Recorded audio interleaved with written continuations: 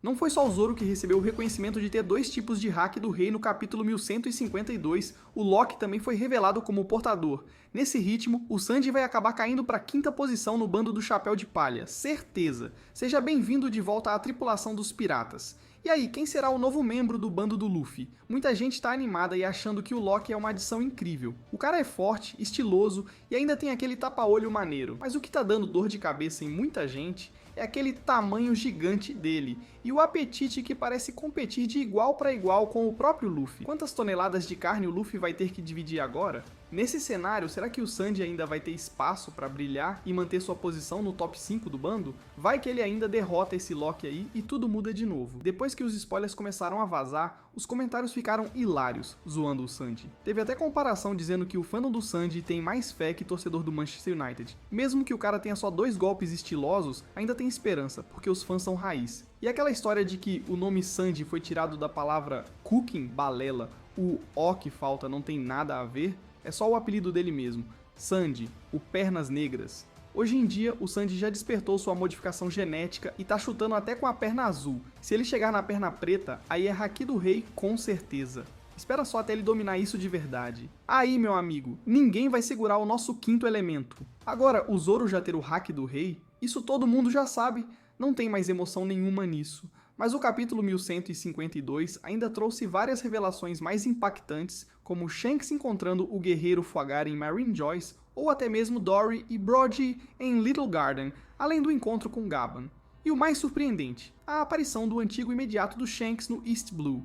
E ele ainda estava com uma tatuagem nova que ninguém tinha visto antes. Agora pega logo o seu café, senta aí e bora mergulhar de cabeça no capítulo 1152 com sangue nos olhos. O capítulo começa com o cover story do volume 36, mostrando a jornada da Yamato no país de Wano. Ela tá enviando o chapéu da garotinha Tama, agora todo preto, pro Kawamatsu, que virou o novo líder da região de Hakumai.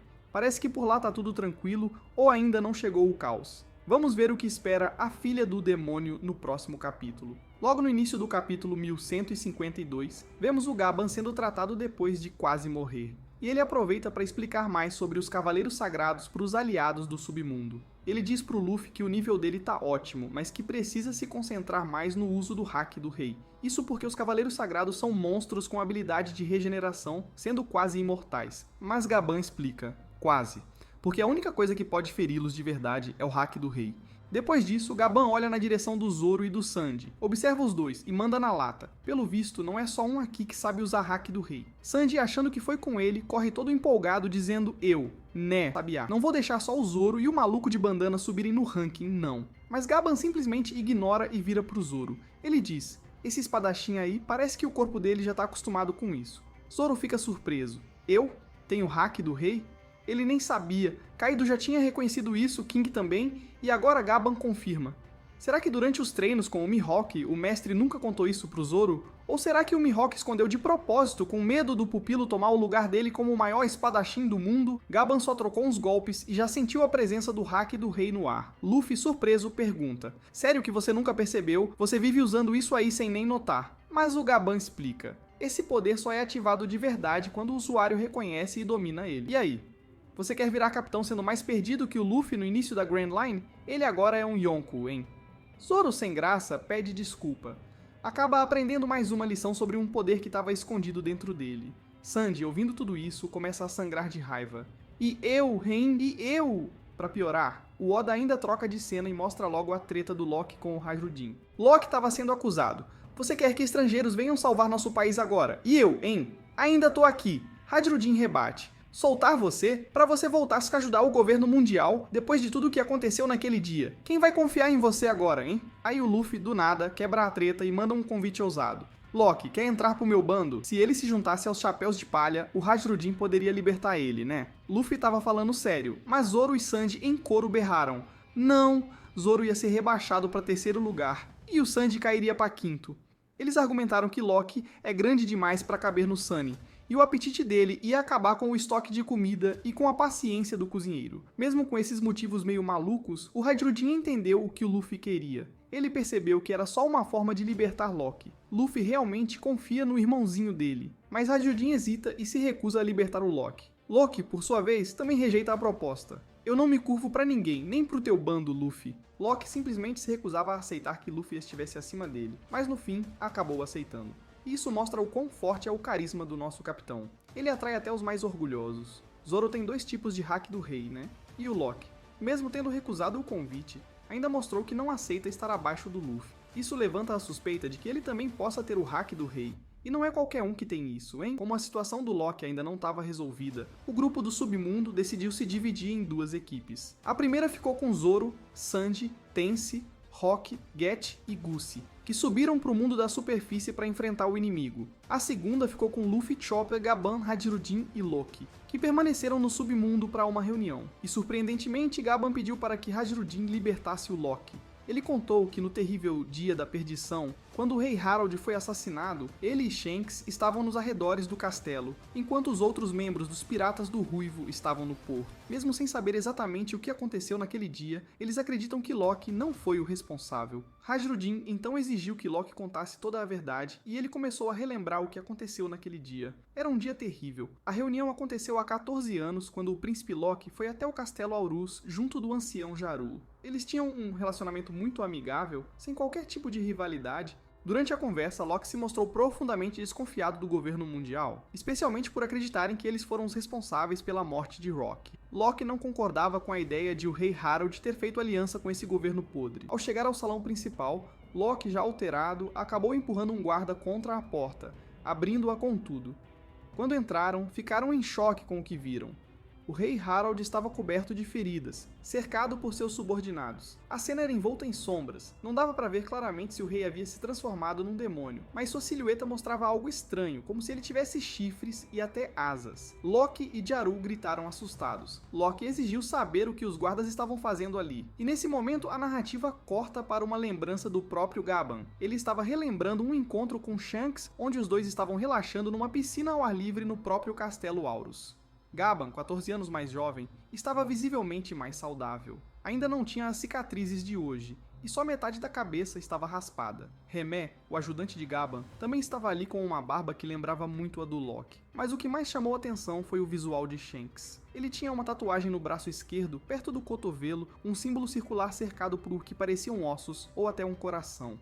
Gaban comentou: "Quanto tempo, hein? Já se passaram uns 3 anos?" Shanks brincou: "Pra mim parece que foram décadas, principalmente com tudo que mudou na minha vida." Ele revelou que só queria navegar sob uma bandeira que realmente acreditasse. E Gaban, ao ouvir isso, disse: "Você é o garoto do destino, não tenha dúvida disso." Eles conversaram bastante, relaxando na água quente, falavam sobre as viagens recentes do Shanks, como o encontro com Dory e Broggy em Little Garden, e até sobre o Rayleigh, que ficou em casa durante essa jornada. Shanks também contou que já havia conhecido o rei Harold no sagrado solo de Mary Joyce, e que os dois se tornaram grandes amigos, compartilhando histórias e segredos. Mas tinha algo que Shanks evitou contar. Era melhor falar sobre isso em outra hora, fora daquele lugar sagrado. Ao mesmo tempo, em outro ponto do castelo Aurus, Gaban mostrava a alguém uma sala secreta de tesouros. Lá, havia uma caixa trancada com um selo místico, mas quando abriram, descobriram que ela já tinha sido roubada. Um ladrão misterioso havia invadido o local e levado o baú que guardava a lendária Akuma no Mi demoníaca de Elbaf.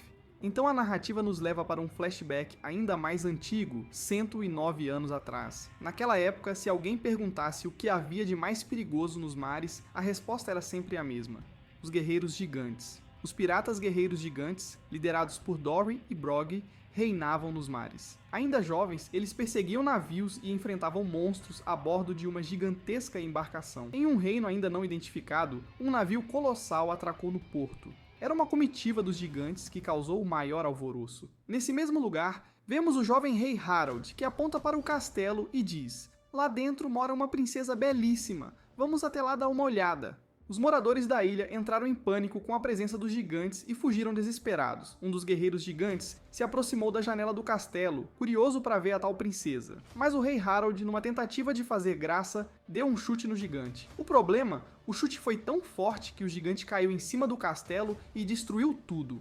Claro que a situação foi completamente mal interpretada. Os civis acharam que os gigantes haviam atacado. A princesa, por sorte, sobreviveu, mas ficou traumatizada. O rei Harold ficou envergonhado e tentou disfarçar com um "foi só uma brincadeirinha". Enquanto isso, os outros gigantes só pediram: "Majestade, tente pegar mais leve da próxima vez, por favor". Mas como dizem, todo espelho quebrado não volta a ser inteiro. O narrador nos conta que o rei de Yas, o famoso rei Harold, assumiu o trono quando tinha apenas 45 anos. O que para o povo gigante equivale a cerca de 15 anos humanos. E ele já era considerado um verdadeiro desgraçado desde jovem. Agora conseguimos ver melhor o visual do rei Harold.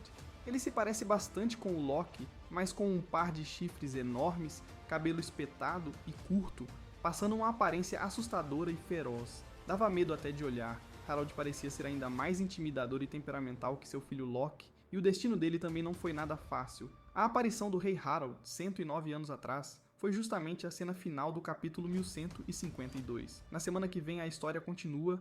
E antes de zarpar, deixa eu mandar um salve de coração pros brabos que estão sempre nos comentários, jogando teoria mais insana que o próprio Oda conseguiria pensar. Valeu demais, Heloísa, Rafael, Adão e Cândida. Vocês estão mais presentes aqui que o Dendemushi no navio do Luffy. Cada teoria de vocês é um verdadeiro hack mental que quebra até a quarta parede. É por causa de vocês que o canal tá navegando firme rumo ao Loftail do YouTube.